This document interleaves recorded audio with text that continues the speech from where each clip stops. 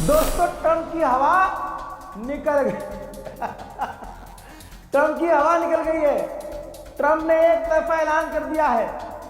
यार जलवा देखो आप, एक देश लड़ रहा था और जिसका प्रधानमंत्री जो है बहुत खुद रहा था, तो दो देश लड़ रहे थे, ऐलान इसने कर दिया था कि जंग खत्म हो गई। दो देश लड़ रहे थे, ऐलान इसने किया था कि जंग खत्म हो गई। अब यहां पर ये खुद लड़ रहा था और एक तरफा इसने ऐलान कर दिया कि जंग पूरी हो गई। जी हां, ट्रंप ने कहा कि जंग ऑलमोस्ट पूरी हो चुकी है। ईरान का हमने सब कुछ तबाह कर दिया है। ईरान की नेवी तबाह कर दी है, एयरफोर्स तबाह कर दी है, IRGC तबाह कर दिया है, हमने उन्हें घुटने पे ला दिया है। अच्छा, ईरान को पता ही नहीं है कि वो घुटने पे है। अबे ईरान घुटने पे नहीं है, तू ईरान के उस पे है, उस पे मतलब पैरों पे है। रमजान है भाई, कंट्रोल उधर है दोस्तों। सॉरी आगा, सॉरी थोड़ा मैं जज्बाती हो जाता हूं। खबर यह है कि व्लादिमीर पुतिन के पास भागा है डोनाल्ड ट्रंप, फोन किया है और कहा है कि मतलब बात चल रही है कि मैं ऐसे इंसान को जानता हूं जो सुप्रीम लीडर जो अब बना है मुश्तबा खामनेई, जो मुझे पसंद नहीं है, उसका रिप्लेसमेंट है, वो उनसे बेहतर है। और हिंट दिया है डोनाल्ड ट्रंप ने कि जंग खत्म करवा दी जाए। यानी ट्रंप चुपके से पुतिन के पास गया है, फोन पर बात की और कहा है कि यार जंग खत्म करवाओ यार, बहुत मार रहा है भाई। डोनाल्ड ट्रंप शुरू से सोच रहा है एक तरफा, और वो एक तरफा कुछ उसका पूरा नहीं हो रहा है। अब उसने एक तरफा बात कही कि हम देख रहे हैं कि ईरान हर चीज पर फायर कर रहा है, अगर उसने ये चीज जारी रखी तो हम उसका, ईरान का ये हमला आखिरी बना देंगे और वो मुल्क उसका आखिरी हो जाएगा, यानी पूरा मुल्क मिटा देंगे। बड़ा लंबा चौड़ा स्टेटमेंट है, शॉर्ट में बता रहा हूँ। आगे उन्होंने कहा कि हम सोच रहे हैं कि स्ट्रेट ऑफ हॉर्मुज पर काबू कर लिया जाए, पूरी तरह से कब्जा कर लिया जाए। लीजिए, रशिया ने खुद कंफर्म किया है, व्लादिमीर पुतिन ने खुद कंफर्म किया है कि डोनाल्ड ट्रंप ने मुझसे बात की है और जंग खत्म करने का प्रपोजल दिया है। अरे भिखमंगा पहुंच गया, ओ भिखमंगे। डोनाल्ड ट्रंप अंधभक्तों का फादरलैंड पहुंच गया, पुतिन के पास। यार कैसा लगा जब स्ट्रेट ऑफ हॉर्मुज बंद था अभी तक? तो ये देखो, तेल के दाम $120 पर बैरल पहुंच चुके थे। ठीक, अब जब डोनाल्ड ट्रंप ने ऐलान किया और आगे यूरोप ने भी ऐलान किया कि जो हमारा तेल का भंडार है हम उसे खोल रहे हैं, तो फौरन जो तेल के भंडार की कीमत है, तेलों की कीमत है, वो तुरंत जो है धड़ाम से नीचे आई है। लेकिन ईरान ने पहले ही कह दिया था कि अगर ये तेल की कीमत कम हो भी रही है तो भंडार की वजह से हो रही है ना। कितना भंडार है, कुछ दिन में फिर से ये तेल के दाम आसमान पर पहुंचेंगे। वहीं ईरान के पार्लियामेंट स्पीकर ने बड़ी धमकी दी है और सीधा अमेरिका को कहा कि अमेरिका जो सिविलियंस को निशाना बना रहा है ना, हम इसका तगड़ा जवाब देंगे, इंतजार करो। उधर इराक के प्रधानमंत्री ने भी मुश्तबा खामनेई को मुबारकबाद पेश किया है सुप्रीम लीडर बनाए जाने पर। हजरात, इजराइल के हालात कितने बुरे हैं, कितने बुरे हैं। तमाम लोगों से गुजारिश है, शेयर कीजिए, कोई कॉपीराइट नहीं है वीडियो पर। आप इसको यूट्यूब पर डालिए, फेसबुक पर डालिए, कहीं भी डालिए, कोई कॉपीराइट नहीं है। बस सच्ची खबर दुनिया तक पहुंचनी चाहिए। दोस्तों ये देखिए, सबूत के साथ चीजें सामने आई हैं। पिछले साल की पुरानी वीडियोस इजराइल शेयर कर रहा है कि हमने ईरान के फाइटर जेट तबाह किए हैं। यानी झूठ देखो, इजराइल दुनिया की जो सबसे खतरनाक ताकत है, शैतानी ताकत, उसको भी अब झूठ दिखाना पड़ रहा है अपने आप को मजबूत दिखाने के लिए। पिछले साल जो 12 डेज वॉर हुआ था, उसमें ईरान के जो फाइटर जेट इसने तबाह किए थे, वो पुराने वीडियोस निकालकर दोबारा पोस्ट कर रहा है कि हमने ईरान के फाइटर जेट तबाह किए हैं। बहुत बढ़िया भाई, बहुत बढ़िया। इराक के लड़ाकों ने जिम्मेदारी ली है कि हमने इराक की सरजमीन से कुवैत में अमेरिकी ठिकानों पर बमबारी की है और ड्रोन और मिसाइल दागी। ईरान के राष्ट्रपति पेजेश्कियान को रजब तैयब एर्दोगान ने फोन किया, तुर्की के राष्ट्रपति ने, और कहा भाई क्यों मार रहे हो हमें, हम तो तुम्हारे साथ हैं।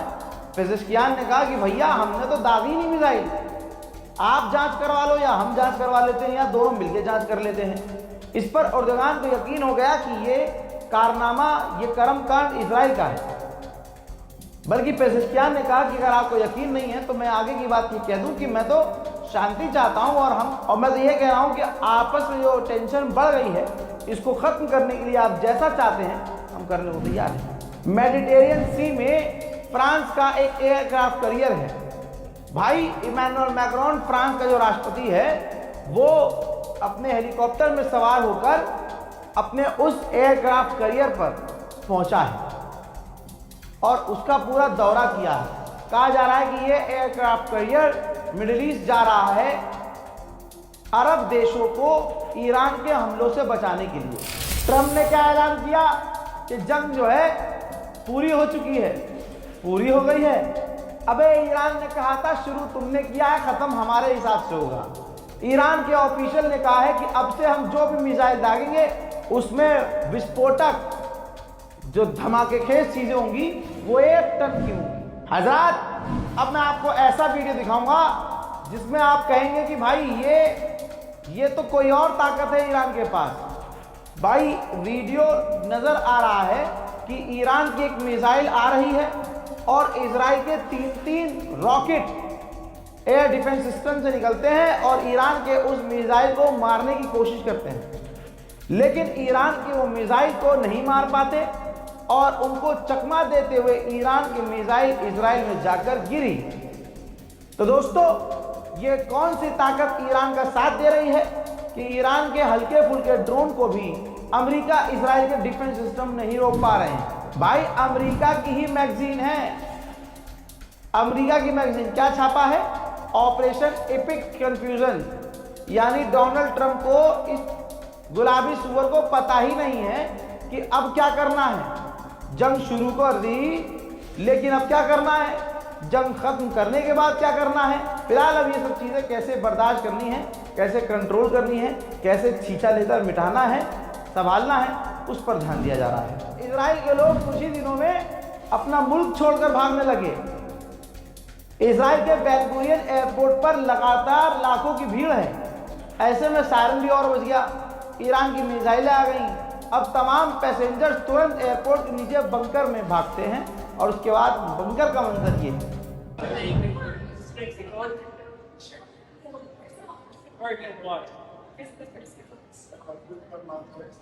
डोनाल्ड ट्रंप ऐलान कर रहा है कि जंग खत्म हो गई है, लेकिन ब्रिटेन में कुछ और चल रहा है। ब्रिटेन में फ्यूल टैंकों के करीब, गैस स्टेशन के करीब लंबी लंबी कतारें हैं, क्योंकि तेल और पेट्रोल डीजल के दाम तेजी से बढ़ रहे हैं। उधर सऊदी अरब ने किया ऐलान, जानकारी दी है कि हमने 3 ड्रोन्स को मार गिराया है जो ईरान के थे। हो, ईरान के विदेश मंत्री कह रहे हैं कि अभी हमारे पास और भी सरप्राइजेज हैं, हमारे पास स्टोरेज में बहुत सारी चीजें हैं, चिंता मत कीजिए, अभी जंग जारी रहेगी। भाई ईरान की फौज ने तो भाई साहब बम्बू लगा लिया है, सरसों का तेल और सांडे का तेल एक साथ लगाकर लट पकड़ रहे हैं। ये देख लीजिए, जो IRGC की ग्राउंड फौज है उसने कहा है कि हम इंतजार कर रहे हैं अमेरिका की फौज का। दोस्तों, कमाल ही हो गया है। ईरान बहुत खौफनाक लड़ रहा है और बहुत बुरी तरह से पीट रहा है।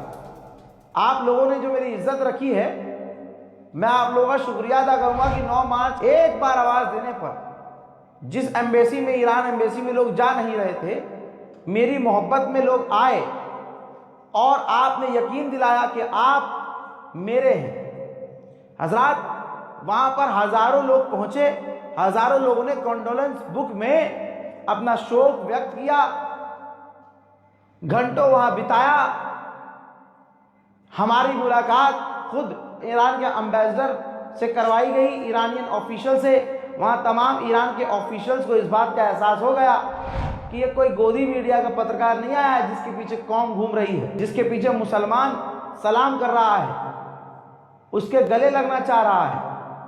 ईरान एम्बेसी की इंटेलिजेंस भी होती है भाई साहब, सारी जानकारी उनको मिल चुकी थी और यहाँ मैं बोल के भी नहीं गया था, बिना परमिशन, बिना आप टाइम लिए, अपॉइंटमेंट लिए किसी के एम्बेसडर से नहीं मिल सकते। लेकिन आप लोगों ने इतनी इज्जत दिलवाई, आप लोगों का प्यार, इतना प्यार आपने दिखाया कि ईरान के एम्बेसडर को मुझे वक्त देना भी पड़ा, जबकि मैंने मांगा नहीं था। वो बेचारे खुद आए, मिले, उन्होंने बहुत अच्छी अच्छी बातें समझाई। जहां मेरा दिल और दिमाग कमजोर हुआ था, ईरान के एम्बेसडर की बातें सुनकर मेरा दिल और दिमाग काफी मजबूत हुआ। दोस्तों, आप सभी का मैं शुक्रगुजार हूं कि आप लोगों से वैसे नहीं मिल सका जैसे मिलना था, लेकिन फिर भी आप लोग, कोई दुकान बंद करके आया, कोई 300 किलोमीटर दूर से आया, कोई कल शाम को 5 बजे ही ट्रेन पकड़ के चल चुका था पंजाब से। मुझे ये बातें वहीं बताई गई हैं। मैं आपके कदमों में बैठकर जिंदगी भर शुक्रिया शुक्रिया शुक्रिया बोलता रहूं ना, तब भी मैं आपका शुक्रिया अदा नहीं कर पाऊंगा। बस वादा है मेरा, जैसी पत्रकारिता मैं करता आया हूं ऐसी ही करता रहूंगा। वस्सलाम।